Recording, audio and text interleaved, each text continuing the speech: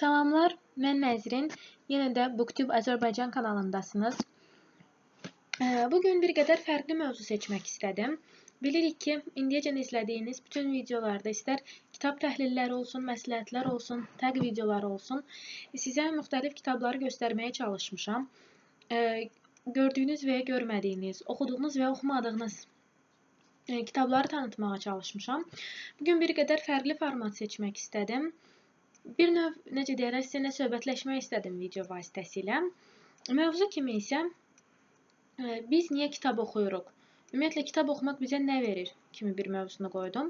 Təbii ki, mövzu ətrafında fikirlərinizi rəy şəklində bildirə bilərsiniz. Yəni, sizin fikirlərinizi də bilmək mənə çox xoş olar. Yəni, özüm nəzərə almamışamsa, düşünməmişəmsə, həmin rəylər belə yeni nə isə qata bilər. İlk növbədə bunu deyim ki, keçən dərs ilində dərsimlə əlaqəli kitablarla bağlı bir mövzu işləyirdim və anket sorğusu keçirmişdim gənclər arasında. Həmin sorğuda bir sual da vardı ki, niyə kitab oxuyursunuz? Və həmin suala müxtəlif cavablar gəlmişdi. Mən hesablayıb ən çox verilən cavabları götürmüşdüm. Yəni, ilk üçlük təyin etmişdim o cavablardan. Buna görə də bugünkü sualın cavabını araşdırarkən, axtararkən cavabları iki hissəyə böləcəm. Birində həmin sorğuda, yəni gənclər arasında keçirdiyim sorğudan aldığım cavablara əsaslanacağam və ikinci hissəsində isə öz cavablarımı əsaslandıracağam. Bəlkə də cavablar üst-üstə düşə də bilər, fərqli bir cavablar da ola bilər. Birinci, təbii ki, sorğunun nəticələrindən başlayaq.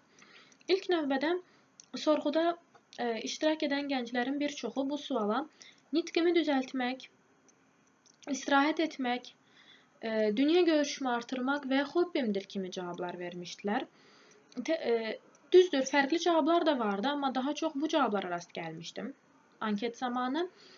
Düzdür, təbii ki, kitab oxumaq insanın nitqini zənginləşdirir, nitqə müsbət dəyişikliklər gətirir. Dünya görüşünü artırır, həyata baxışını artırır, elmini zənginləşdirir və müxtəlif mühitlərə düşdüyümüz zaman, müxtəlif insanlarla ünsiyyətimiz zaman bizim də danışmağa sözümüz olur. Biz də fikrimizi ifadə edə bilirik. Yəni, müxtəlif mövzularla bağlı fikir bildirə bilirik və onu çox gözəl, səlis şəkildə bildirməyi bacarırıq. Zamanla kitab oxumaq nitqimizi çox gözəlləşdirir, dünya görüşümüzü zəngin edir. İstirahət etmək bəndinə qaldıqda, təbii ki, kitablar bir növ istirahət vasitəsi kimi hesab oluna bilər. Çünki ən azından hər kəsin adından deməyim, mən özüm yorğun olarkən çox sevdiyim, maraqlı və gözəl bir kitab oxuduqda istirahət edirəm. Bu yalnız fiziki yorğunluq deyil, hətta zehni yorğunluqda da məndə belə olur. Yəni, bir çoxları düşünür ki, məsələn, dərsdən gəlmişəm, imtahan vermişəm və s. beynim cəhətdən çox işləmişəm və zehni böyük yorğunluğum varsa, kitab oxumaq məni daha da yoracaq və ya daha da mənfi təsir edəcək əhvalıma. Lakin belə deyil, kitab oxuyarkən istirahət edirəm.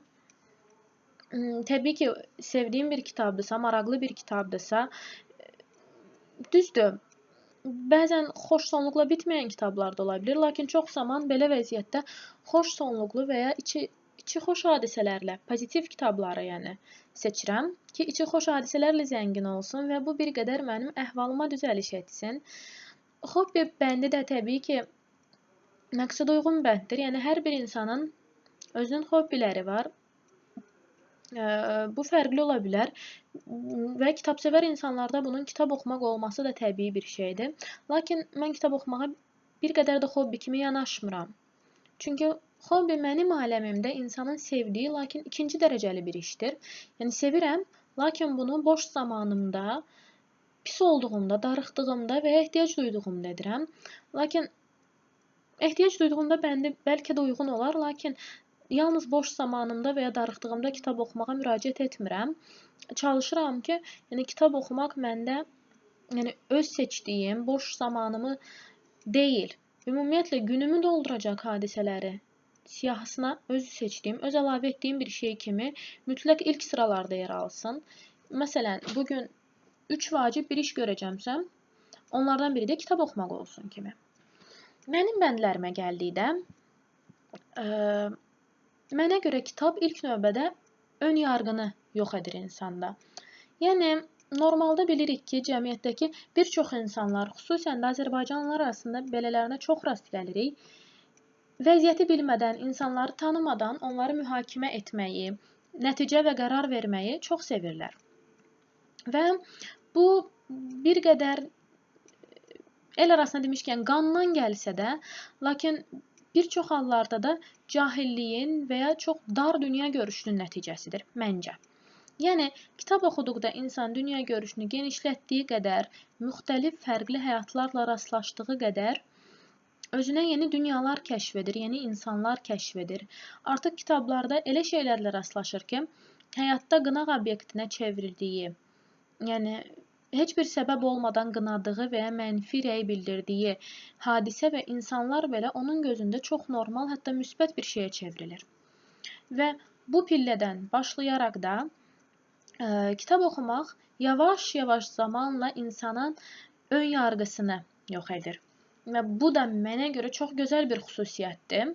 Çünki ön yarğı heç də həmişə müsbət şeylər vermir insana. Növbəti, məncə kitab oxumaq həm də bizə gözəl danışıq verir. Bəli, anket sorğusundakı kimi nitqimizi zənginləşdirir. Kitab oxuyan insanlar daha çox kitab cümlələrindən istifadə edə bilirlər. Əzbər olmadan belə təsadüfi və ya gözlənməyən bir duruma düşdükdə belə öz fikirlərini çox gözəl şəkildə ifadə edə bilirlər.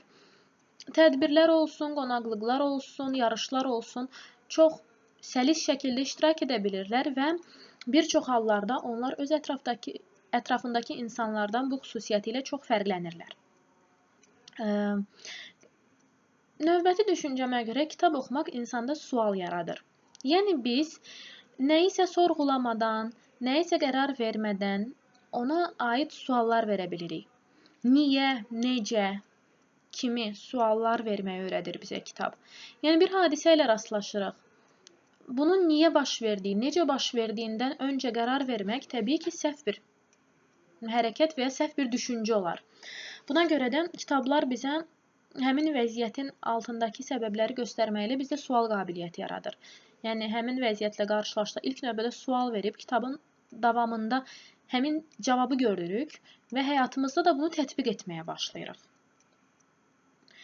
Və növbəti deyərdim, hiss etməyi, duyğuları öyrədir insana. Yəni, təbii ki, hissiyat, duyğular insandan anadan gəlmə bir şeydir, lakin bəzi hisslər var. Məsəl üçün, vicdan, məsuliyyət, empati kimi hisslər var ki, insanların genində, genetikasında bu hisslər olsa da, bir çoxlarımız onu həyata keçirə, onu həyata tətbiq edə bilmirik. Çünki, bilirsiniz, insanın özünü başqasının yerinə qoyub o vəziyyəti dəyərləndirməsi, bu bir qədər həm bacarıq tələb edən bir şeydir, həm bir qədər savad tələb edən bir şeydir, həm də bir qədər dünya görüşü tələb edən bir şeydir. Bir düşünün, məsəl üçün, bir adam düşünün ki, hər kəsi qınayan biridir, hər kiçik şeydən söz-söhbət yaradan biridir. Sizcə o, bir insanı qınamazdan əvvəl özünü onun yerinə qoyurmu? Təbii ki, qoymur. Çünki qoysa, həmin hərəkəti özü etsə, o zaman qınamaz. Çünki başqalarını qınayan insanlar, məncə, özlərini qınaya, özlərini günahlandıra bilməyən, özləri üçün bir iş görə bilməyən kəslərdir. Məsələn, qınaqdan başqa da götürsək, qeybət edən, paxıllıq edən, yəni quyusunu qazan, arxasıca danışan bu tip insan növləri, yəni insan tipləri, özləri öz həyatlarında müsbət heç bir şey edə bilməyən şəxslərdir. Onlar öz həyatlarını dəyişə bilmirlər. Buna görə də təsəllini başqalarının həyatına zərbə vurmaqda, onlara ləkə vurmaqda görürlər. Düşünürəm, məncə bugünlük bu qədər bəndlər bildirməyim bəs edər. Təbii ki, bu videonu bununla saxlamayacağım, yəni bununla bitirməyəcəm. Zamanla davam edəcəm. 5-6 videodan bir və ya nə isə, belə bir saydan bir, məhz belə söhbət videolarına müraciət etməyə çalışacağam.